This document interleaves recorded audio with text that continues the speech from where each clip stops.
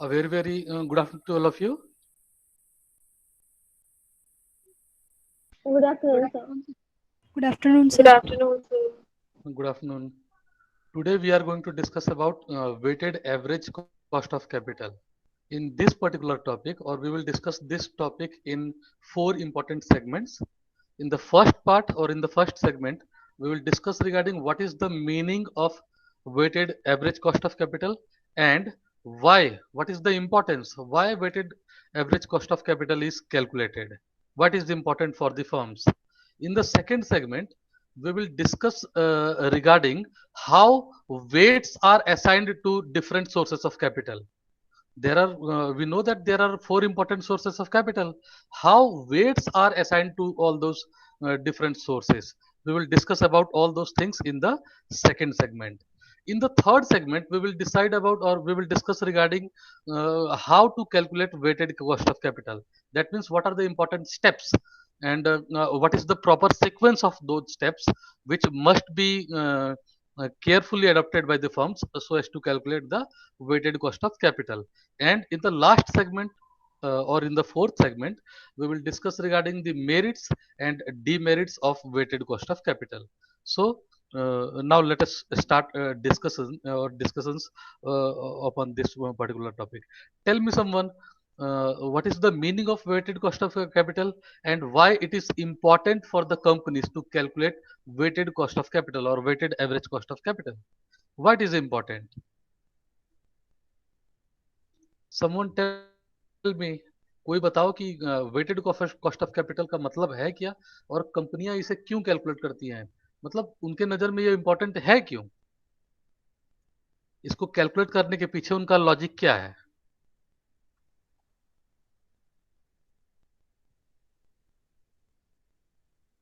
कोई ट्राई करिए.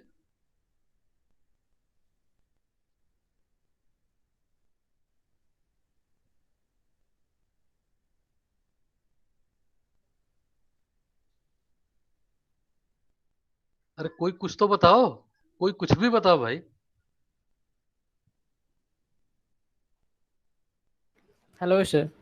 हाँ हाँ बोलो. सर इसके अंतर्गत हम तीनों प्रकार के जो कैपिटल्स होते हैं उनको मतलब उन उन सभी को टोटली करके वेटेज उनका निकाला जाता है. सभी का मतलब तीन. हाँ सर, प्रेफरेंस और इक्विटी और डेब्ट तीनों का टोटल अच्छा, करके निकाला जाता है. ओके. फिर ये निकालने सर की इतना जरूरत क्यों है? इतना ही पता है सर. अच्छा, और कोई इसमें कुछ ऐड ऑन करना चाहता है कि what is the meaning of weighted average cost of capital and why the companies calculate this weighted average cost of capital? What is the importance? Why they are calculating this thing?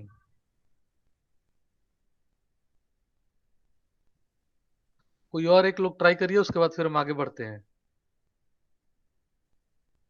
कोई बताओ भाई, आप लोग MCom में हो, कुछ तो जरूर डिस्कस करना चाहिए.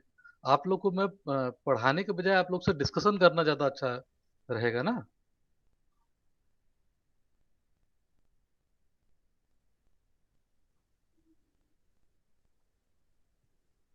अच्छा, चलिए पहले इसी को समझते हैं कि what is the meaning of weighted average cost of capital and why it is basically calculated by the firms और the companies.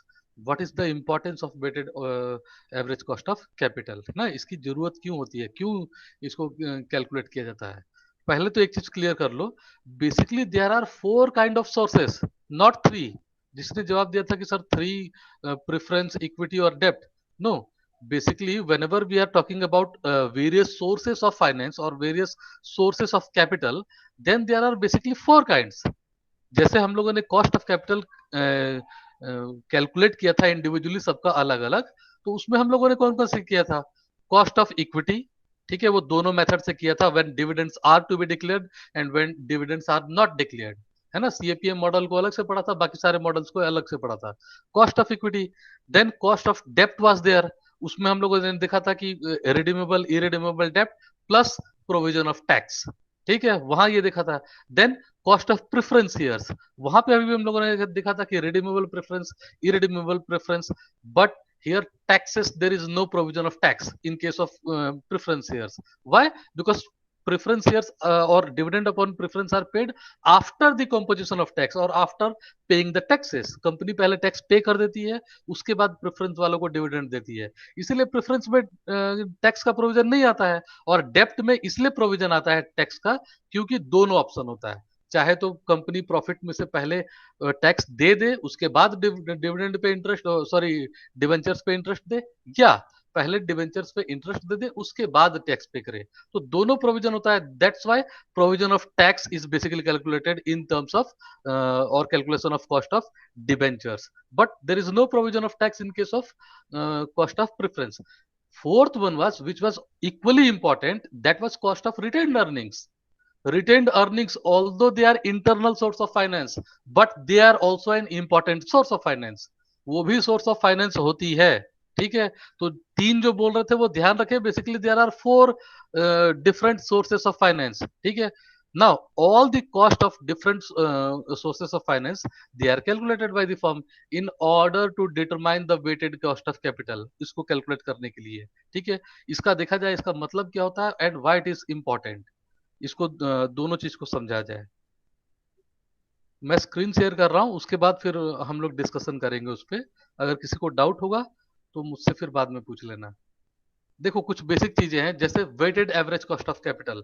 This particular term is also regarded as or also called as the average cost of capital, the composite cost of capital or the overall cost of capital.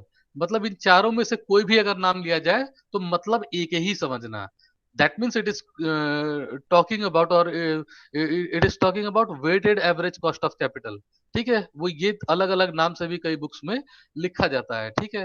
वो चारों का मतलब बिल्कुल same है। Now, once the cost of individual capital components, that means individual sources of finance, that's why I have written here specific cost, ठीक है। Specific cost मैंने बताया था ना, the cost of individual source of finance.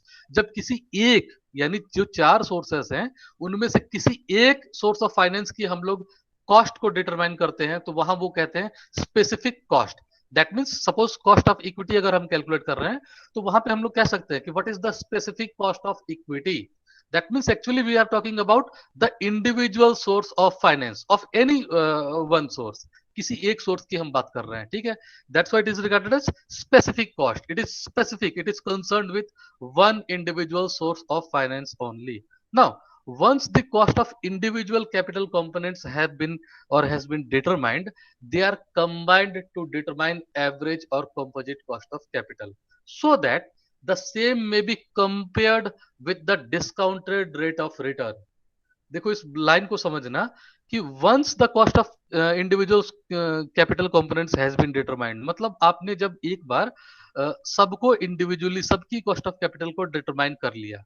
कैसे कर लिया? We have already discussed about all those theories, how to calculate cost of equity, how to calculate cost of debt, how to calculate cost of preference and how to calculate cost of retained earning. ये चारों तो हम लोग देख लिए। तो इसके आगे की लाइन बोल रहा है कि once the cost of individual, that means once the cost of all these four components are determined, they are combined. इन चारों की कॉस्ट को हम लोग क्या करते हैं? They are combined to determine average or composite cost of capital.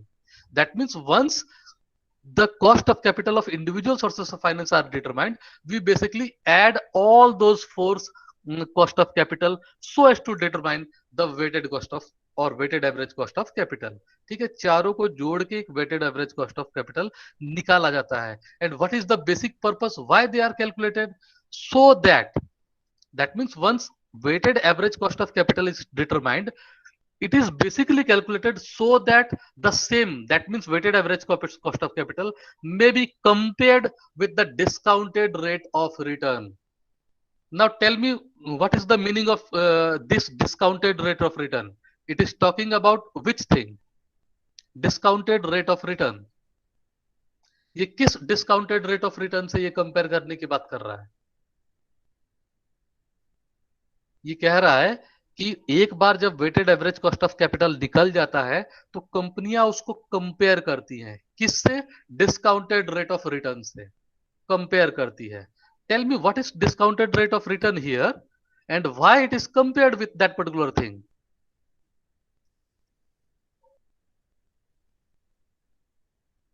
तुम लोग थोड़ा जल्दी जल्दी रिप्लाई किया करो यार.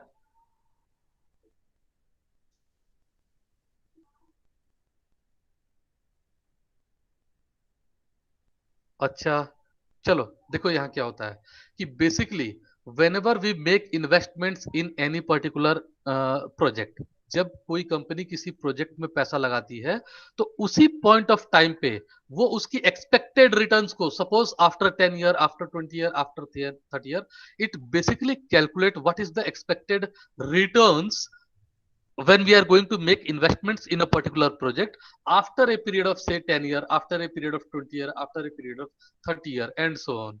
कोई भी कंपनी जब किसी प्रोजेक्ट में पैसा लगाती है तो वो ये नहीं लगाती है कि आज लगाया और कल निकाल लिए, नहीं, वो लंबे अंतराल के लिए लगाती है.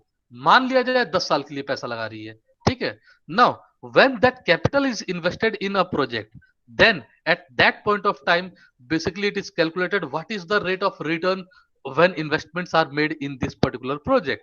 Now that rate of return is calculated on discounted basis. उस रेट ऑफ रिटर्न को हम लोग डिस्काउंटेड बेसिस पे कैलकुलेट करते हैं. क्यों? Because future is uncertain. Future तो अनसर्टेन होता है. So we apply proper rate of discount upon all the rate of returns.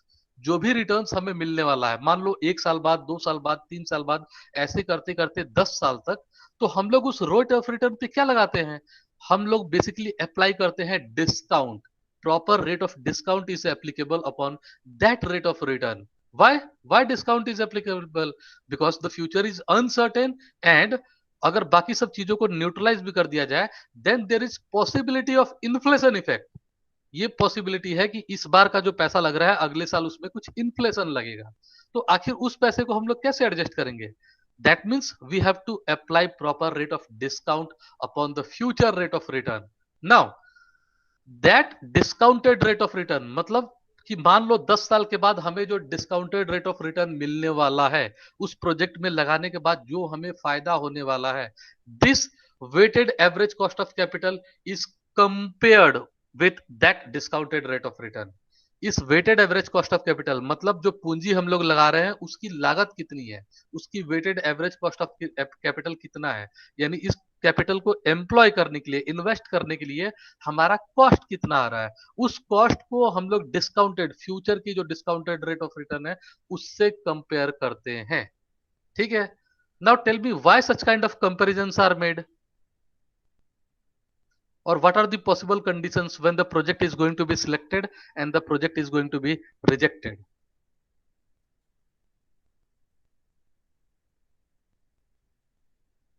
किस कंडीशन में प्रोजेक्ट को हम लोग एक्सेप्ट करेंगे और किस कंडीशन में प्रोजेक्ट को रिजेक्ट कर देंगे?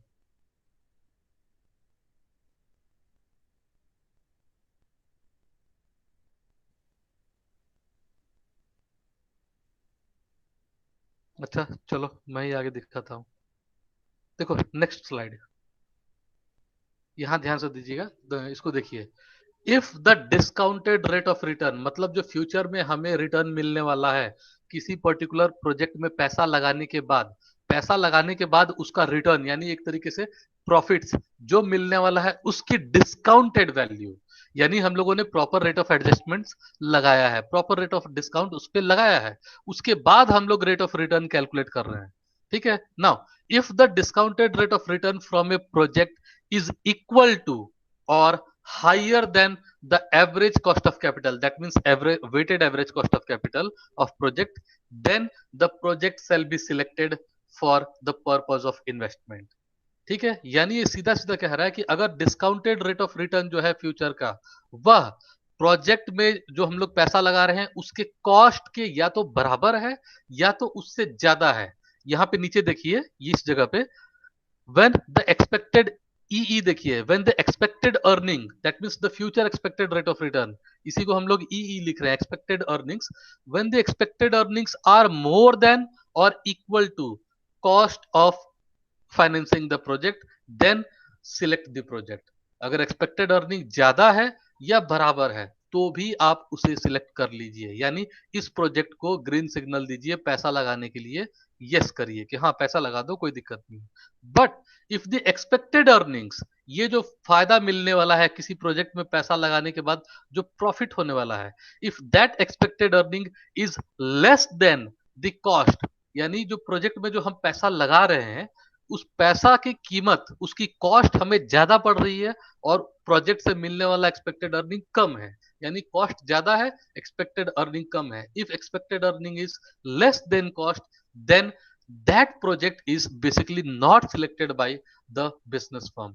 ऐसे प्रोजेक्ट को कभी सिलेक्ट नहीं किया जाता है और कभी ऐसे प्रोजेक्ट में इन्वेस्टमेंट्स नहीं किया जाता है।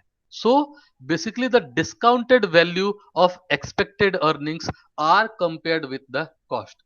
यहाँ डिस्काउंटेड वैल्यू को ही कंपेयर किया जाता है, इतना याद रखना, ठीक है। डिस्काउंटेड वैल्यू को कंपेयर किया जाता है, ना कि एक्चुअल एक्सपेक्टेड अर्निंग जो हम लोग एक्सपेक्ट कर रहे हैं।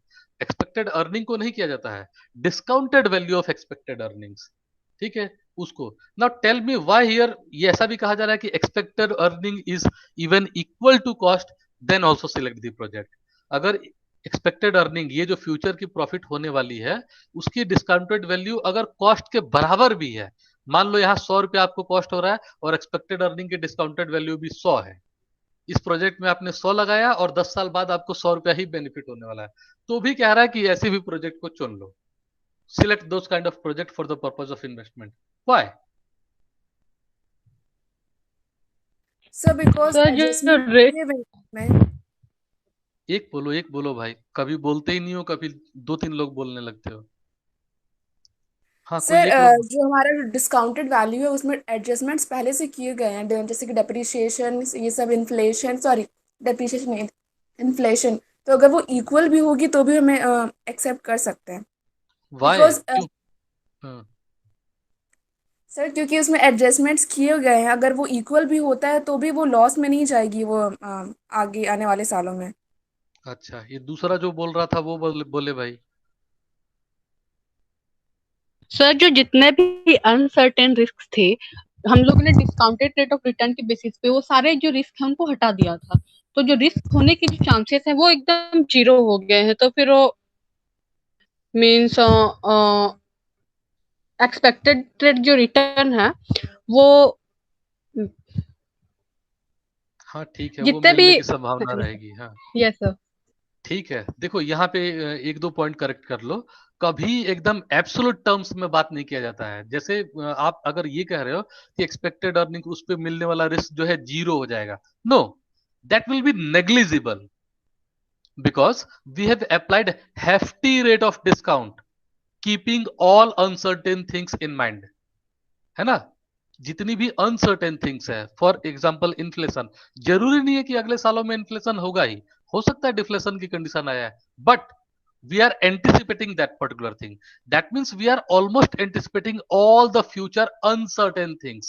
जितनी भी अनसर्टेनिटीज हो सकती हैं, जितनी भी बुरी से बुरी चीजें हो सकती हैं, उसको हम लोगों ने क्या किया है, anticipated. And on the basis of all those kind of anticipation, basically we have applied hefty amount or hefty rate of discount upon these expected earnings on yearly basis। हर साल के बेसिस पे हम लोगों ने hefty rate of discount दिया है। That means there is more possibility that even if the discounted expected earning is equal to cost, then also we will be in a position to earn benefits। ठीक है, यहाँ पे होगा ही होगा ये term नहीं है, but there will be more possibility that the discounted expected earnings, when its value is equal to the cost, then also the company is going to make profits in the longer version। ठीक है, there is more possibility, ऐसा possibility है, इसकी होने की chances ज्यादा है।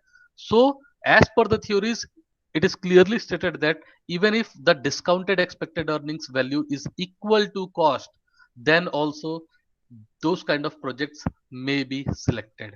So how you are going to calculate or how you are going to match or how you are going to compare the expected earnings value or discounted value? Only after calculating the weighted cost of capital, only when you calculate what is the cost, what is the average cost of weighted average cost of capital, then only you can compare it with the discounted expected earnings to uh, take the decision whether to make investments in the project or not. So it is one of the very important decision. सबसे important decision यही है कि किसी project को चुना जाए कि ना चुना जाए। इसके लिए आपके पास किन दो चीजों का जानकारी होना चाहिए। वो दो चीजें हैं कि what are the expected earnings, तो उसको आप डिस्काउंटेड रेट पे एक इमेजिनरी कंडीशंस में आप लोग उसको कैलकुलेट कर लेते हो। But what about the second part, it must be calculated, it should be calculated by the firm what is the weighted average cost of capital, then only it can compare this particular figure, that means weighted average cost of capital with the discounted expected earnings। ठीक है, तो इस तरीके से इसलिए इसको calculate किया जाता है ताकि इसकी वैल्यू को हम लोग एक्सपेक्टेड अर्निंग की वैल्यू से कंपेयर कर लें और ये डिसीजन लें कि whether this particular project should be selected और we should focus upon other project. इस प्रोजेक्ट को चुना जाए कि इसको छोड़ा जाए। क्यों छोड़ने की भी कंडीशन है, अगर एक्सपेक्टेड अर्निंग्स कम है, दैट मींस इतना डिस्काउंटेड वैल्यू हम लोग कैलकुलेट कर रहे हैं, उसके बावजूद अगर प्रॉफिट मिलने की संभावना कम है तो ऐसे प्रोजेक्ट को कभी सिलेक्ट नहीं किया जाता है, वो देन एंड देयर वहीं पे रिजेक्ट हो जाएगा। फिर हम लोग प्रोजेक्ट दूसरा अल्टरनेट प्रोजेक्ट के ऊपर फिर सेम थ्योरी को एप्लीकेबल करेंगे। ठीक है, so this is the importance why the weighted average cost of capital is calculated. चलो इसी को दूसरे तरीके से भी देखते हैं। एक चीज और आता है इसमें कि how weights are assigned when we calculate weighted cost of capital. तो आपको पता होगा कि there are 4 different kind of sources, that means weights are basically provided to all those sources of finance. जितने भी सोर्स ऑफ फाइनेंस है उनको हम लोग डिफरेंट वेट्स देते हैं। ठीक है, हाउ वेट्स आर असाइंड, वो वेट असाइन करने का तरीका क्या है। किसी भी सोर्स ऑफ कैपिटल को आप कैसे वेट दोगे, किस वैल्यू पे वेट दोगे। अच्छा चलो मान लो मैं बताता हूं आपको कि सपोज इक्विटी है, तो इक्विटी की दो वैल्यू होगी, its book value and its market value. Then which value should be taken in order to calculate the expected cost of capital, whether we should take market value or whether we should take the book value।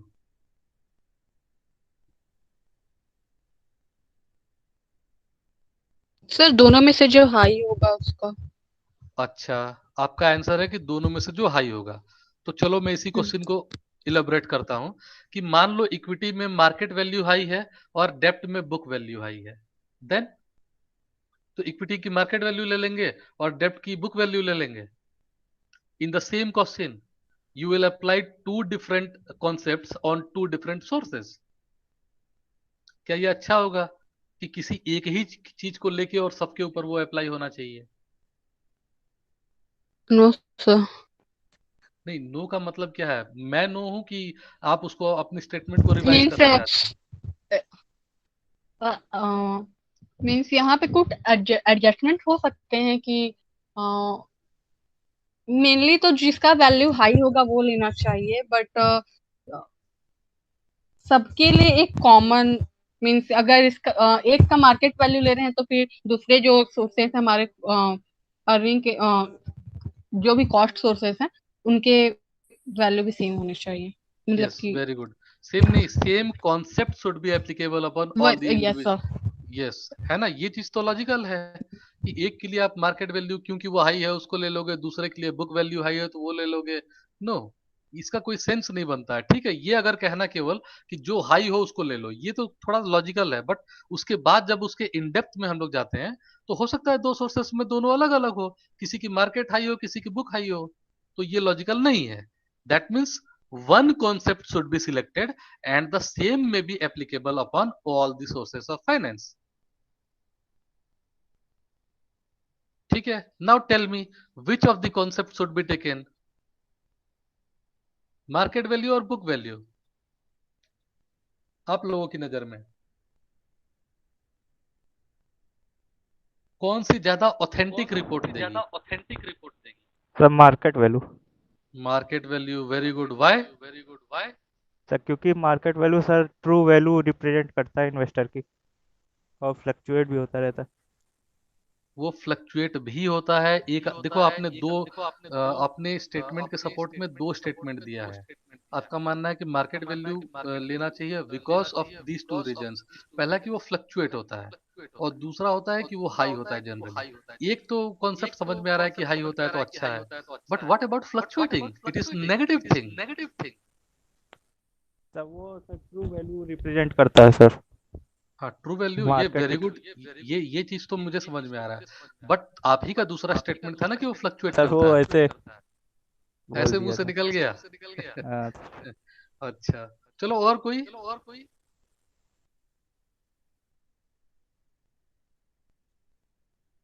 चलिए इस चीज को देखते हैं, ठीक है, कि assign weights करने के लिए किन चीजों को देखा जाता है।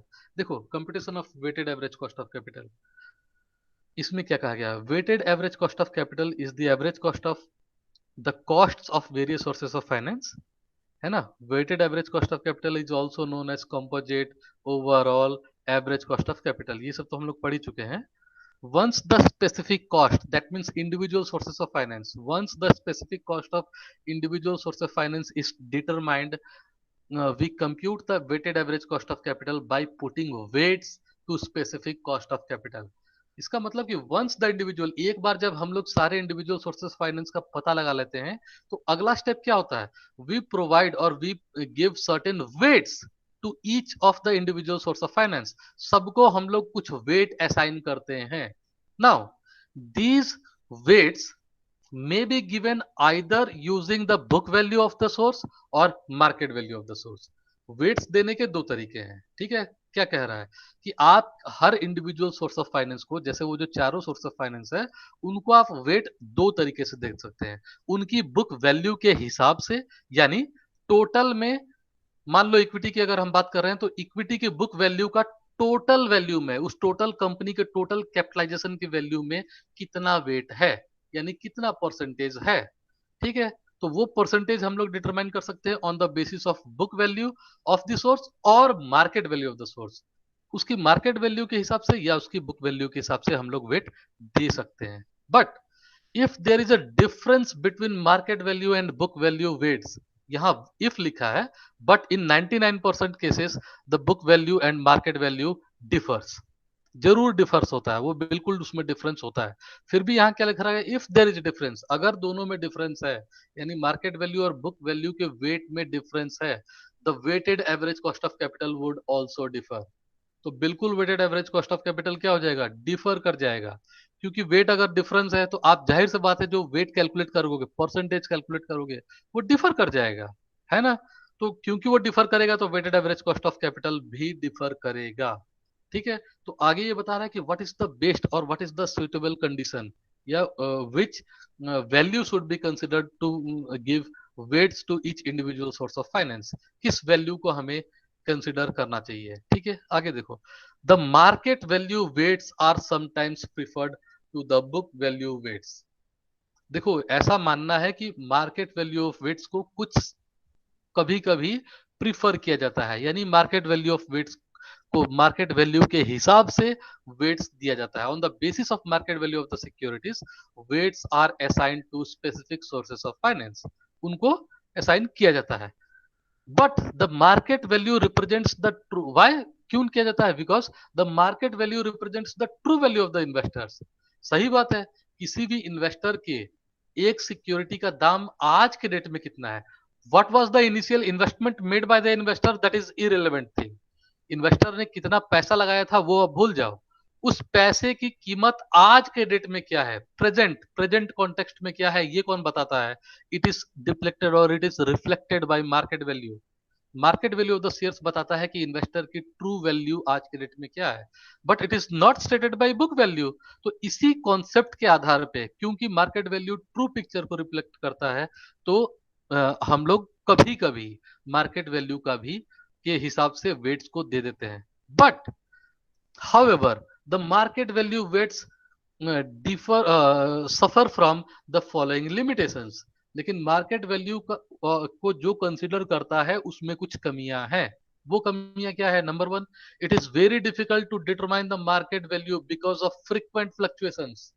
जो बच्चे ने एक एग्जांपल दिया था कि सर वो फ्रीक्वेंट फ्लक्चुएशन करता है, इसीलिए हम लेते हैं। मार्केट वैल्यू को? नहीं, इसीलिए नहीं लेते हैं। मार्केट वैल्यू को लिया जाता, लेकिन उसकी एक बहुत बड़ी कमी है कि there is fluctuation in the market value. ठीक है, जैसे अभी 1 घंटे पहले मैंने जो डीमेट अकाउंट में जितने पैसे लगाए थे उसको मैं चेक कर रहा था, तो हाईली फ्लक्चुएटिंग, वो हाईली फ्लक्चुएट कर रहा है। आज मार्केट में जो फ्लक्चुएशंस लेवल है वो बहुत हाई है। ठीक है, तो इसका मतलब कि अगर मार्केट वैल्यू के बेसिस पे अगर आप किसी सिक्योरिटी को वेट देंगे, तो उसमें वेट जब देंगे उसी के कुछ ही देर बाद हो सकता है वेट वो बिल्कुल वो ना रह गया। मान लो suppose 20% is weight assigned to any specific equity on the basis of its market value। ठीक है, एट 10 AM 10 बजे हम लोगों ने 20% इक्विटी को वेट दे दिया, बट सपोज एट 11 AM और 10:30 AM उसके कुछ ही देर बाद there was a severe fluctuation in the value of equity, either in the positive direction or in the negative direction। मान लो 20% से 21 हो गया या 20% से 19 हो गया, दोनों कंडीशन में किसी साइड में fluctuation, but heavy amount of fluctuations are there. उसमें फ्लक्चुएशन का लेवल बहुत ज्यादा होता है। Why? Because the indexes are basically, ये आपको पता है कि इंडेक्स कितने समय में बन जाता है? ये जो Nifty, Sensex, BSE 100, BSE 200, BSE 500, डॉलेक्स, ये जो कैलकुलेट किया जाता है, ये कितने समय के बाद जो है अपडेट होता है? ये किसी को आइडिया है? ये जो सेंसेक्स वगैरह आप लोग देखते हैं ना कि BSE 30 इंडेक्स का कैलकुलेशन हो रहा है, तो ये कैलकुलेशन कितनी कितनी देर में करते हैं ये लोग स्टॉक मार्केट्स वाले?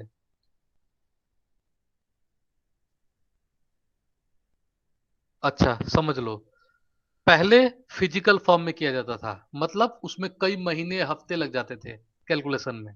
उसके बाद जब ऑनलाइन ट्रेडिंग सिस्टम आया, मतलब जब BOLT was introduced by BSE and NEAT was introduced by NSE, BOLT और नीट का इंट्रोडक्शन हो गया, तो उसमें कुछ समय के लिए 2-2 मिनट पे कैलकुलेट किया गया। But nowadays they are calculated on real terms, on real time basis. That means within fraction of time, within a second those indexes are updated। यानी ये जो आप अगर मार्केट वैल्यू ऑफ शेयर्स ले लोगे या market value of securities ले लोगे, किस चीज के लिए? वेट्स को असाइन करने के लिए, देन दे आर कैलकुलेटेड और they fluctuate within a fraction of time, within seconds. Within seconds the market value of the securities changes, वो बिल्कुल चेंज हो जाते हैं। Then this is one of the major limitation why market value of the shares should not be considered while assigning weights to the securities। ठीक है, दूसरा एक है with the use of market value weights equity capital gets greater importance। 100% true as compared to other sources of finance, say preference, say debt। why? Because debt are entitled for fixed rate of interest। उनके ऊपर तो जो भी rate of interest है, high या लो, वो fix है। What about preference? They are also entitled for fixed rate of dividend। जो भी डिविडेंड्स डिक्लेयर किए गए हैं उनको फिक्स्ड रेट ही दिया जाएगा। But what about the equity capital?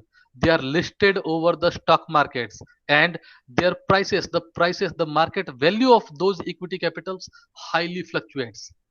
उनका फ्लक्चुएशन लेवल बहुत ज्यादा होता है। जैसे मैंने कॉस्ट ऑफ इक्विटी में आपको बताया था ना कि that's why it is stated that equity capital R having a high amount of risk. माना जाता है कि इक्विटी कैपिटल सबसे ज्यादा रिस्की होते हैं, इसीलिए हम लोगों ने इसको कौन सा एक स्पेशल एडवांटेज दिया था as compare to others while calculating cost of equity capital? Which thing was granted to equity capital in addition to others? Risk premium। Risk premium, very good, because there is heavy fluctuations in the market value of equity capital। वो जरूरी नहीं है कि positive direction में ही जाए, वो negative direction में भी जाता है। जैसे एक शेयर बहुत ही अच्छा था एस्ट्रल, है ना, तो आज उसमें नेगेटिव डायरेक्शन है।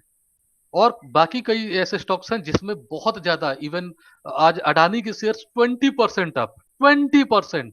यानी जिस जिस बंदे ने 100 रुपया लगाया होगा उसकी वैल्यू विद इन सेकेंड 120 हो गई।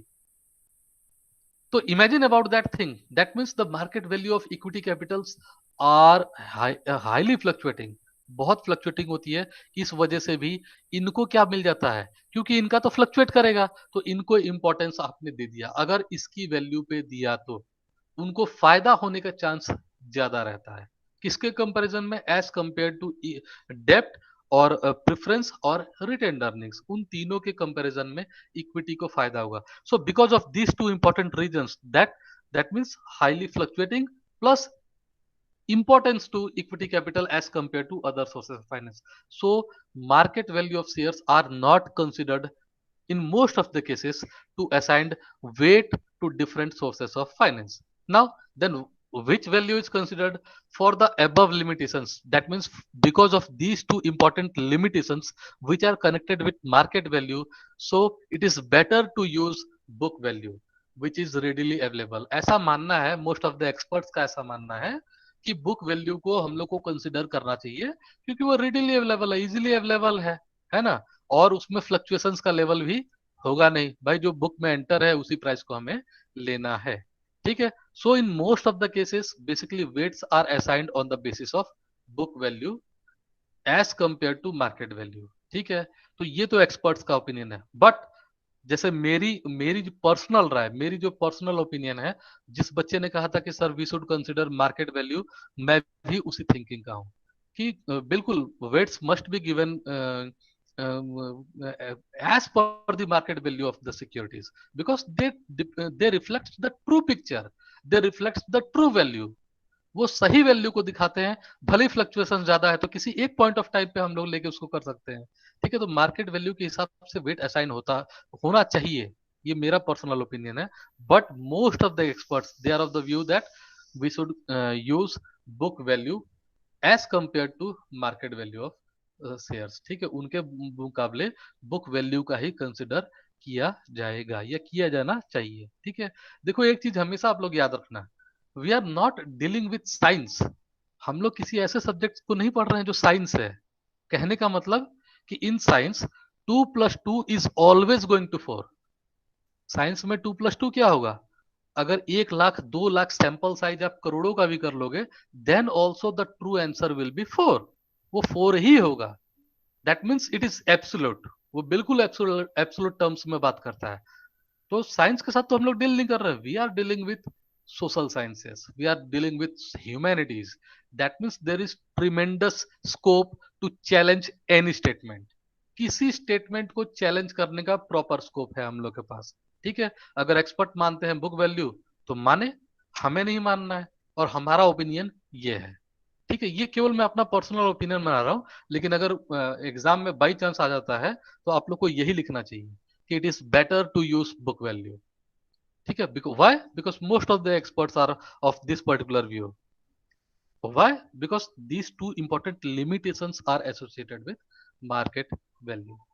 Now, how weighted cost of capital is computed? This is the formula which is applicable while calculating the cost of equity. यहाँ पे ये formula दे रखा है, इसको देख लो. This particular thing, K and small w, it is stating the weighted average cost of capital.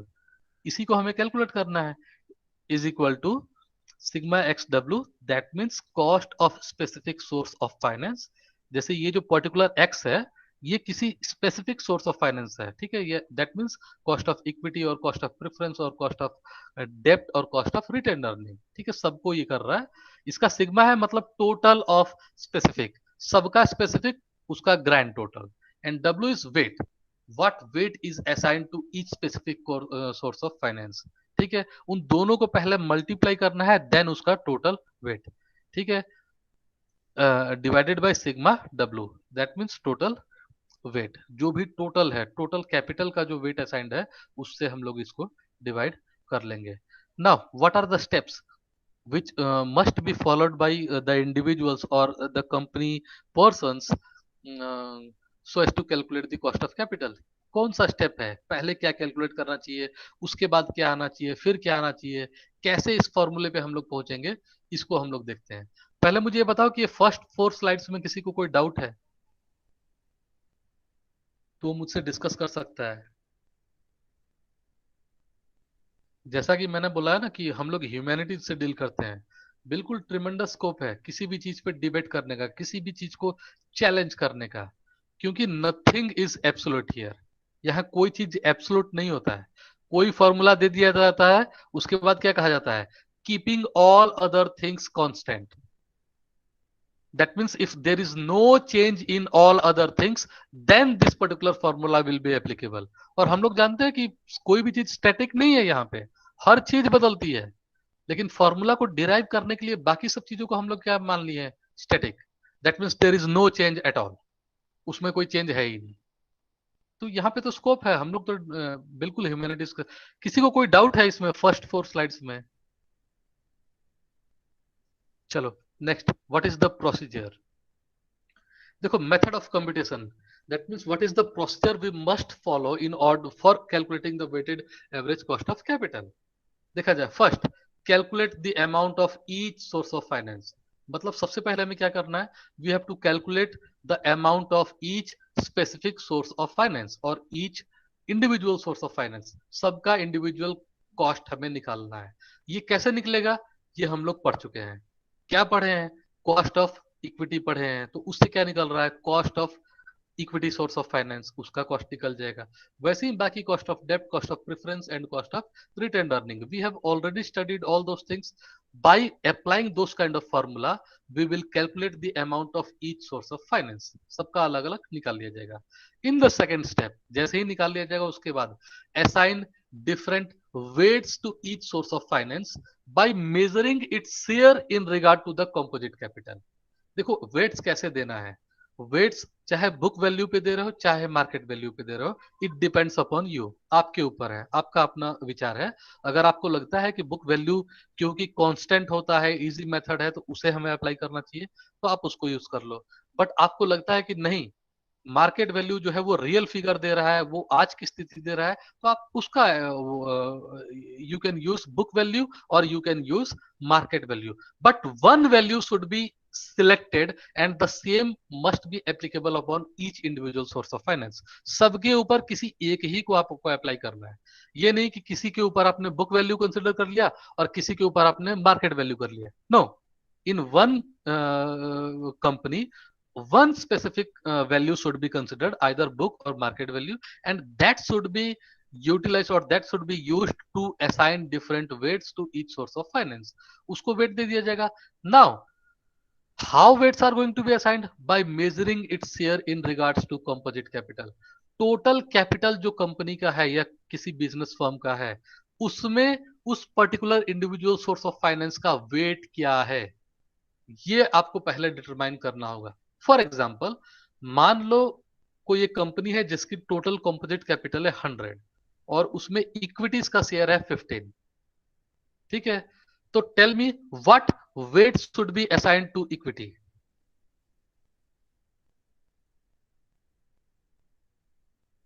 %50. हाँ, very good, 15%. That means 0.15 है ना. Out of 100, that means the composite capital of that particular company was 100 example में जो हम लोगों ने लिया, and the share of equity was 15. That means the weight of equity in this composite capital is 15%. That means rest of 85% is being distributed और among preference, डेब्ट and retained earning. Rest of 85% बाकी तीन में है, लेकिन equity का wait कितना है, 15%. 15%, 100 में 15 मतलब 15%. That means the weight which must be assigned by us on the basis of either book value or on the basis of market value to equity capital should be 0.15. ठीक है, इसका wait total में, जैसे एक को अगर हम लोग वो मानते हैं पूरा, तो उसमें 0.15 उसका वेट हो गया. तो इस तरीके से assign different weights to each source of finance by measuring its share in regard to the composite capital. Composite capital में उनका जो भी शेयर है उसको देखते हुए वेट्स को असाइन कर दीजिए. ठीक है, यहाँ पे उस चीज को साइलेंट कर दिया गया है कि वेट्स किस बेसिस पे, बुक वैल्यू की मार्केट वैल्यू. तो it depends upon the companies. जो कंपनी जिस चीज को अच्छा समझ रही है वो अपना उसको अप्लाई कर सकती है. ठीक है, next, calculate the specific cost of each source of finance. अब स्पेसिफिक कॉस्ट को कैलकुलेट करिए. ठीक है, how? Now next step, multiply the weight of each source with the specific cost to determine average cost of capital. ठीक है, अब weights जो आपने असाइन किया है उसको स्पेसिफिक कॉस्ट से आप लोग डिटरमाइन करिए एवरेज कॉस्ट परसेंटेज। ठीक है, दोनों को मल्टीप्लाई कर दो। ठीक है, यानी स्पेसिफिक कॉस्ट क्या था, इसके तो मेथड हम लोगों ने देख लिया है कि how to calculate the specific cost of all individual source of finance. वो जब आपके पास निकल जाएगा कि किसी एक का कॉस्ट क्या है, जैसे फॉर एग्जांपल मान लो 15% इक्विटीज जो हम लोगों ने कैपिटल में लगाया है उसको 20% उसकी कॉस्ट निकली थी, यानी 20% कॉस्ट किस चीज की थी, इक्विटी की थी। तो यहां multiply the weight, that means अगर वेट हमारा कितना था 15%, तो multiply the weight that means multiply 15% with the specific cost. अब इक्विटी के ऊपर कॉस्ट हमारा कितना आ रहा था 20%, जैसे एग्जांपल में मैंने बताया, तो multiply weight that means multiply 15% with specific cost that means with 20% to determine average cost of capital. ठीक है, तो एवरेज कॉस्ट ऑफ कैपिटल निकालने के लिए स्पेसिफिक कॉस्ट को वेट्स के साथ, जो भी वेट आपने असाइन किया है उसके साथ मल्टीप्लाई कर दीजिए, आपको मिल जाएगा एवरेज कॉस्ट ऑफ कैपिटल। ठीक है, ये किस चीज का मिलेगा, of that particular source of finance, एक सोर्स ऑफ फाइनेंस का एवरेज कॉस्ट मिलेगा। कैसे, उसकी स्पेसिफिक कॉस्ट को उसके वेट्स के साथ मल्टीप्लाई कर देने से उसका एवरेज कॉस्ट मिल जाएगा। Now calculate the average cost of capital, that means weighted average cost of capital by adding all the average cost of individual source of finance। जब सबका एवरेज कॉस्ट निकल जाएगा तो आप क्या करो, सबको जोड़ के और weighted average cost of capital निकाल लो। एक एग्जांपल दिखाता हूं, उसके बाद आपको कोई डाउट होगा तो पूछिएगा। ठीक है, suppose this is the example. यहाँ पे मैंने लिया है कि there are different sources of capital, जो हम लोगों ने चारों ने पढ़ लिया है, चारों प्रकार को पढ़ लिया है। वही सोर्सेस यहाँ पे लिया है, equity, preference, debt, retained earning. Now two things are given. Why they are given? Because we have already studied how to calculate the cost of capital. That means how to calculate this specific cost. ये तो हम लोगों ने formula के हिसाब से देख ही लिया है कि स्पेसिफिक कॉस्ट को कैसे निकाला जाता है, इसलिए इस एग्जांपल में मैंने दे दिया है कि इक्विटी को कंपनी अगर अपने इक्विटी शेयर को अगर इशू करती है तो उसका कॉस्ट क्या आ रहा है 14%। प्रेफरेंस शेयर पे अगर फिक्स्ड डिविडेंड अनाउंस कर दिया गया है तो वो डिविडेंड रेट क्या है 12%। ठीक है, डेप्ट कैपिटल में 8% के हिसाब से हम लोगों ने रेट ऑफ इंटरेस्ट या जो भी है ये कैलकुलेट, रिटेन्ड अर्निंग्स की भी 16% आ रही है। दैट मीन्स स्पेसिफिक कॉस्ट यहाँ पे मैंने दे दिया है, इसलिए दिया है क्योंकि इसको कैलकुलेट करने का तरीका हम लोग पहले ही सीख चुके हैं। Now in the total capital, what was the total contribution or what was the total capital of each individual source of finance। जैसे किसी कंपनी ने अगर 1 लाख रुपए के टोटल कैपिटल रखे हैं तो 1 लाख में सब इंडिविजुअल सोर्स ऑफ फाइनेंस का कंट्रीब्यूशन और शेयर कितना है। तो हम लोग देख रहे हैं कि कंपनी ने इक्विटीज को केवल 20,000 का इशू कर रखा है, मतलब 20,000 किस में से, 1 लाख में से। ठीक है, what is the share of equity, the share of equity is 20%। 20%। ठीक है, तो उसका वेट क्या हो जाएगा 0.2। उसी तरीके से प्रेफरेंस शेयर ऑफ कैपिटल का वेट देख लिया जाएगा 10,000 कितने में से, 1 लाख में से, दैट मीन्स 0.1। ठीक है, 10% यहाँ पे ऐसे, इस तरीके से वेट आप लोग दे देंगे। ठीक है, वेट देके देयर आफ्टर वहां पे क्या बताया था इस स्टेप में कि how to calculate the individual average cost percentage. यहां सीधा कहा था कि multiply the weights of each source of finance with the specific cost. ठीक है, स्पेसिफिक कॉस्ट के साथ, यानी इस फिगर के साथ, स्पेसिफिक कॉस्ट के साथ उनके वेट को मल्टीप्लाई कर दीजिए। किस चीज को प्राप्त करने के लिए या किस चीज को कैलकुलेट करने के लिए, to calculate average cost of individual source of finance. हर इंडिविजुअल सोर्स ऑफ फाइनेंस का एवरेज कॉस्ट निकालने के लिए तो मल्टीप्लाई कर दो, weight multiplied by specific cost, weight multiplied by specific cost, यहाँ पे दिया हुआ है W मल्टीप्लाइड बाय SC। ठीक है, तो इस तरीके से इंडिविजुअल का एवरेज कॉस्ट आ जाएगा। Now add all these things to calculate the weighted average cost of capital। So by adopting this particular method or these steps we can calculate the average cost of capital। इसमें किसी को कोई doubt है किसी step में?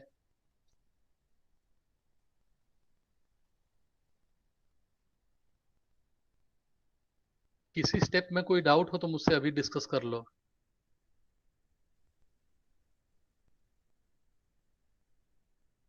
अच्छा, चलिए ठीक है, आगे बढ़ते हैं तब मेरिट्स एंड डिमेरिट्स पे। Now what are the merits of average cost of capital?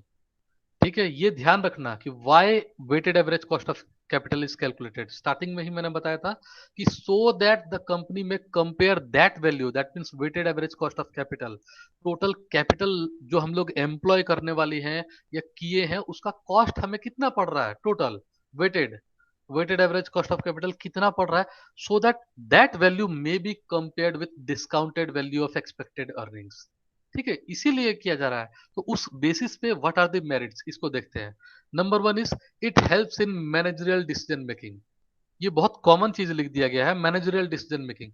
Managerial decision making is related with large number of things, but here it is stating that it is basically this particular weighted average cost of capital is important or it is helpful in almost all the managerial decision making। जितने भी managerial decisions लिए जाते हैं उन सब में इस particular चीज का डायरेक्ट रोल है। That's why weighted average cost of capital is very much helpful in taking managerial decision making। That also means once the weighted average cost of capital are determined, then on the basis of those particular weighted average cost of capital, the financial manager is going to take various decisions or various kinds of managerial decisions। वो उसको ध्यान में रखते हुए दूसरे decisions को लेता है। ठीक है, next it is simple to calculate. चलिए हम लोग मेरिट्स की बात कर रहे हैं तो यहाँ पे सिंपल लिख देंगे, डीमेरिट्स कैलकुलेट करेंगे। डीमेरिट्स तो वहां पे थोड़ा सा इसी पॉइंट को नेगेटिव वर्जन में लिख देंगे। ठीक है, तो ये बिल्कुल हम लोग कर सकते हैं। It is simple to calculate. Next, it gives emphasis on specific cost। That means weighted average cost of capital gives more importance to specific cost। बिल्कुल सही बात है, पहला स्टेप ही किया है हमारा। While calculating the average cost of capital, it is necessary to calculate the individual specific costs or specific cost of individual sources of finance, है ना। तो इसलिए ये इसको ज्यादा इंपॉर्टेंस देता है। बिल्कुल सही बात है, इसका पहला स्टेप ही यही है कि पहले स्पेसिफिक कॉस्ट आप निकालिए तो weighted average cost of capital निकलेगा। तो इसको इंपॉर्टेंस दे रहा है, ये एक अच्छी मेरिट है। Next, rational decisions could be taken on it's basis.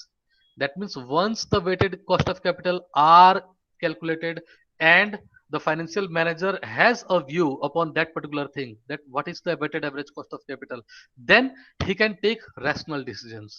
उसको आधार बनाते हुए वो रैशनल डिसीजंस ले सकता है। ठीक है, जो कंपनी के हितों के लिए होगा, जो कंपनी के बेनिफिशियल के लिए होगा, वैसे डिसीजंस ले सकता है। Now these are helpful in deciding about optimum debt equity mix।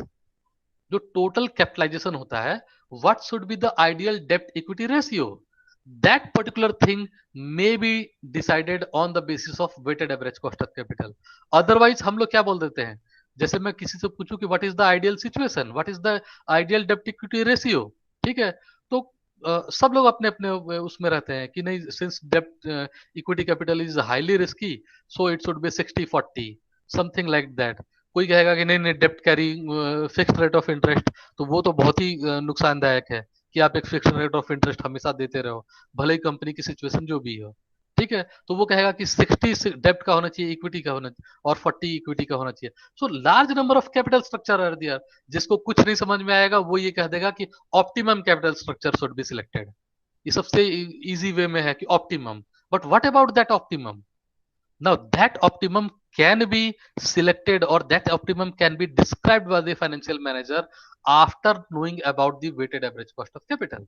When he will see that what is the cost of debt and what is the cost of equity, उस company को equity लेने के लिए कितना cost है और डेप्ट के लिए उसको कितना कॉस्ट पड़ रहा है, उन दोनों को जब वो जान जाएगा then he can decide about the optimum debt equity ratio। मान लो आज के डेट में मार्केट कंडीशंस बहुत बुरे हालात हैं और डेप्ट पे रेट ऑफ इंटरेस्ट बहुत कम है। ठीक है, so in this conditions heavy amount of डेप्ट कैपिटल में be issued by the companies, वो ज्यादा डेप्ट को इशू कर सकती है। सो वो प्रिवेलिंग कॉस्ट क्या है उसके बेसिस पे फाइनेंशियल मैनेजर को बहुत हेल्पफुल होगा इन टेकिंग अबाउट डेप्ट इक्विटी मिक्स। इसका कंपोजिशन क्या होना चाहिए वो प्रिवेलिंग कंडीशंस के अनुसार जो है फाइनेंशियल मैनेजर डिसाइड कर सकता है। And finally it is very helpful in formulating dividend policy of the firm. Yes, it is very helpful in formulating the dividend policy of the firm, because when he is aware about all those things means what is the cost of preference, That means he is aware about the fact that what amount as dividend must be given by the firm to the preference shareholder. ठीक है, तो उसको वो set aside कर देगा. फिर what interest is going to be given by the company upon the debt, उसको set aside कर देगा. ठीक है, रिटेन अर्निंग्स की कॉस्ट को कैलकुलेट कर देगा. एंड फाइनली जो भी प्रॉफिट का पोर्शन बच रहा है, then it will decide about, then the financial manager can take proper decisions और he can formulate decisions related to dividend policy. तब वो फाइनली डिसाइड कर सकता है कि डिविडेंड पॉलिसी हमारी कैसी होनी चाहिए. ठीक है, तो अगर weighted average cost of capital पता है, मतलब स्पेसिफिक कॉस्ट पता है, उसको ध्यान में रखते हुए, उन चीजों को एडजस्ट करते हुए प्रॉपर प्रॉफिट्स में से, then the financial manager can formulate a proper dividend policy of the firm. उसको वो कैलकुलेट कर सकता है. ये मेरिट्स में से किसी पॉइंट में किसी को कोई डाउट है?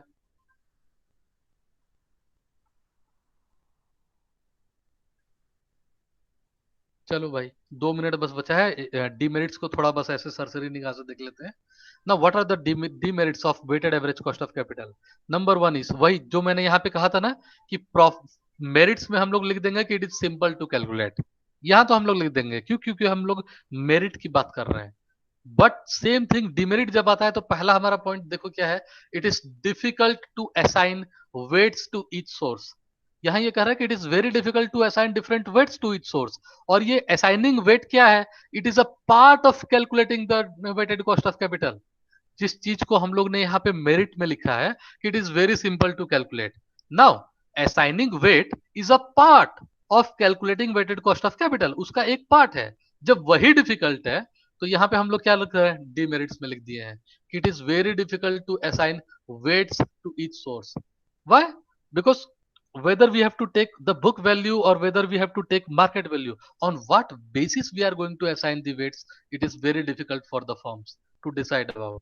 बहुत दिक्कत होती है कि किस वेट को लिया जाए, क्योंकि दोनों में कहीं ना कहीं नेगेटिव चीजें हैं, दोनों में कहीं ना कहीं पॉजिटिव है.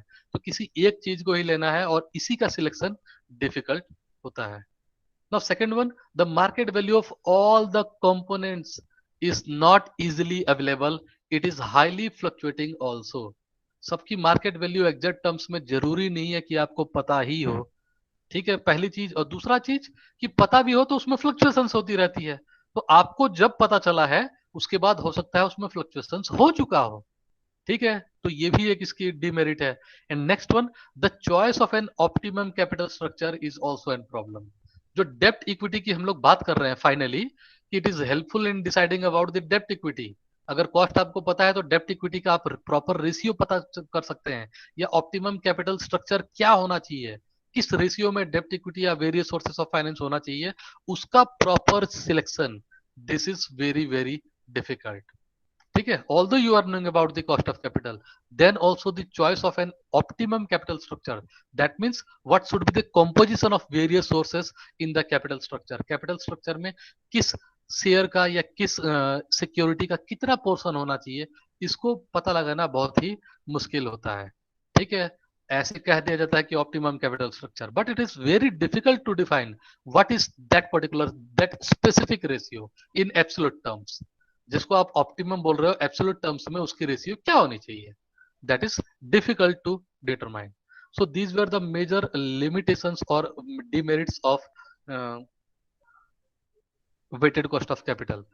किसी को कोई डाउट है तो पूछो, अदरवाइज आपकी नेक्स्ट क्लास स्टार्ट हो गई होगी. चलिए ठीक है, ओके.